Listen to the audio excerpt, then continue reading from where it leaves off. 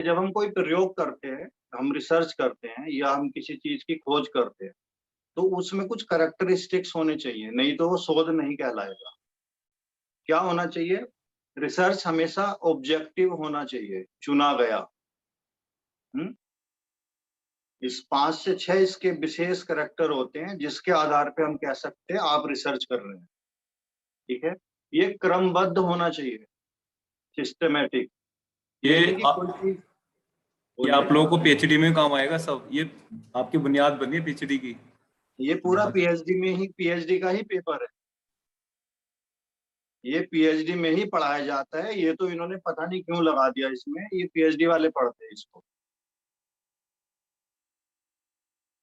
दूसरा इसका, ये क्या, क्रमबद्ध होना चाहिए, बिल्कुल सिस्टमेटिक। ये नहीं कि कोई चीज पहले लिख दी। ये जैसे आप खाना बनाते हैं ना, तो एक सिस्टम से मसाला डालते खाने में। ऐसा तो नहीं है ना कि भाई प्याज बाद में डाल दी या ऑयल बाद में, तो इस सिस्टम से आप बनाते। उस सिस्टम का नाम है क्रमबद्धता। तो रिसर्च क्रमबद्ध होनी चाहिए। और प्रकृति की थी, यानी रिलीवेंट होना चाहिए। इसमें एक क्वालिटी होती है रिलीवेंट होना। शोध हमेशा रिलीवेंट हो। और क्या है, तार्किक होना चाहिए, लॉजिकल। ऐसे ही किस्से कहानियों की तरह ना हो, उसमें लॉजिक होने चाहिए शोध। और इसमें वैज्ञानिक दृष्टिकोण भी होना चाहिए, साइंटिफिक रीजन भी होना चाहिए। तब कोई शोध शोध कहलाएगा। लिख लो आप।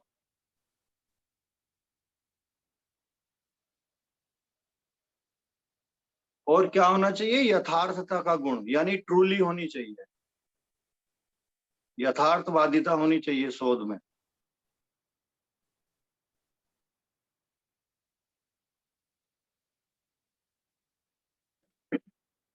समय और नॉलेज तो पूरी लगे, और समय कम लगना चाहिए। ऐसा नहीं कि हमने आज शुरू की कोई शोध और आपका पहुंच गए 20 साल।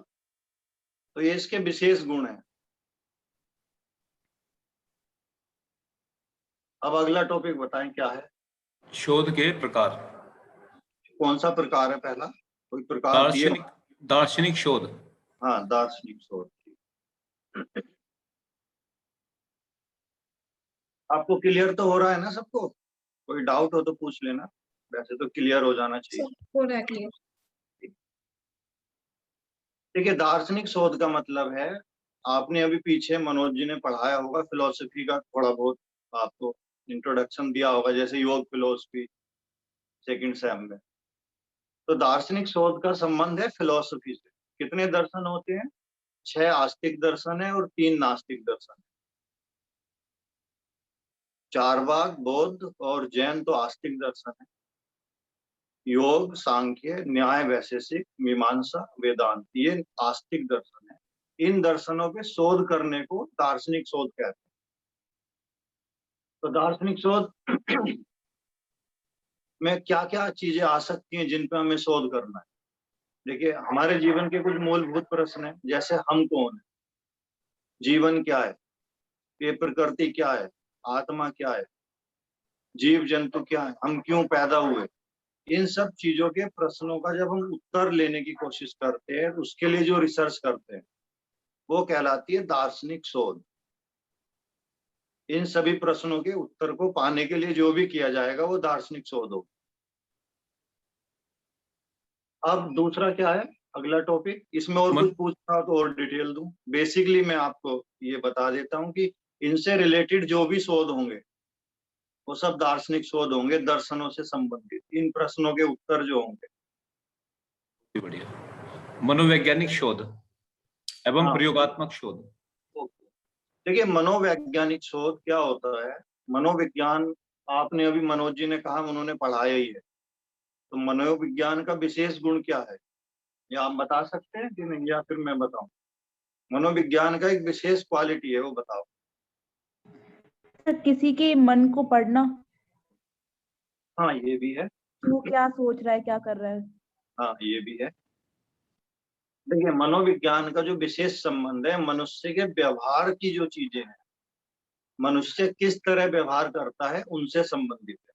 और व्यवहार 2 प्रकार के होते हैं, एक तो क्रियाओं में व्यवहार, और एक मानसिक जो क्रियाएं चलती हैं, जिसमें बीमारियां, भावनाएं, दुख, सुख, प्रेम, घृणा, ईर्ष्या, ये सब आते हैं, ये मानसिक क्रियाएं हैं। इन क्रियाओं का अध्ययन जिस प्रयोग में किया जाता है वह प्रयोग क्या कहलाता है? मनोवैज्ञानिक प्रयोग। इसमें कौन कौन से सवाल उठ सकते हैं? मन क्या है, मन की वृत्तियां क्या हैं, ये मनोज जी ने आपको पढ़ाई दी है। मन की भूमियां क्या है, मन कैसे कार्य करता है, मन को शांत कैसे करें, इन सब चीजों के बारे में जो भी अनुसंधान या रिसर्च करनी होगी वो सब मनोवैज्ञानिक रिसर्च में आता है। क्लियर हो गया? इस पेपर से डरने की बिल्कुल जरूरत नहीं है, शब्द इसके बहुत टफ हैं, बट ये बहुत आसान पेपर है। नेक्स्ट है प्रयोगात्मक शोध। हाँ, प्रयोगात्मक शोध, इसकी भाषा थोड़ी सी जटिल है, उसको आपको समझना पड़ेगा। ठीक है, प्रयोगात्मक शोध। अब इसमें आपकी आगे जो यूनिट्स आएंगी उसमें एक टॉपिक आएगा चर। आप सिलेबस देखेंगे तो थर्ड यूनिट में कोई एक टॉपिक आएगा चर। तो इसका संबंध चरों से है। चर किसको बोलते हैं? वेरिएबल्स को। यानी आप और हम जो है ना इस समय वेरिएबल्स हैं। हम जैसे 5 या 6 7 लोग हैं तो हम 7 लोग वेरिएबल कहलाएंगे। तो जिन प्रयोगों में 2 वेरिएबल्स की रिसर्च की जाती है, यानी 2 लोगों के आपसी रिलेशन से, आपसी संबंध में जो शोध किया जाता है वो प्रयोगात्मक शोध है।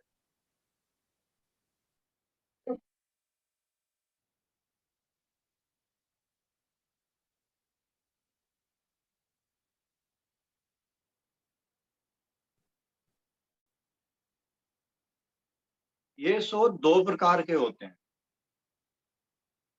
एक प्रयोगशाला में किए जाते हैं और एक क्षेत्र में, जो सामान्य जो आपका लोग हैं, भीड़ है, कोई फील्ड है, स्पेशलाइजेशन है। तो प्रयोगशाला में जो शोध किए जाते हैं वो वैज्ञानिक की निगरानी में किए जाते हैं और दूसरा उनको वो व्यवस्थित करता है। यानी जैसे आपने बायोलॉजी, केमिस्ट्री, कभी फिजिक्स पढ़ी होगी, तो लैब में आप अपनी मर्जी से काम नहीं कर सकते। उसके पूरा सिस्टम होता है, जिस सिस्टम से आप काम करेंगे उस सिस्टम के जो शोध होते हैं वो प्रयोगशाला शोध में होते हैं। और दूसरा होता है फील्ड शोध। फील्ड शोध में आपका क्या होता है? जैसे आपको देखना है कि भाई मेट्रो में इतनी भीड़ क्यों है, सपोज करो, इस भीड़ को कैसे कम किया जाए। तो इस तरह की जिज्ञासाओं का जो उत्तर होगा वो फील्ड शोध में होगा। ठीक है?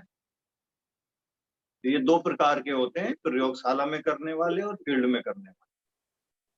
इसकी मुख्य विशेषता क्या होती है? विशेषता ये होती है, ये एक, इसको कोई वैज्ञानिक या लैब एक सिस्टमाइज रूप में कर सकता है। आप उसको किसी भी तरह से नहीं कर सकते, एक सिस्टम के थ्रू कर सकते।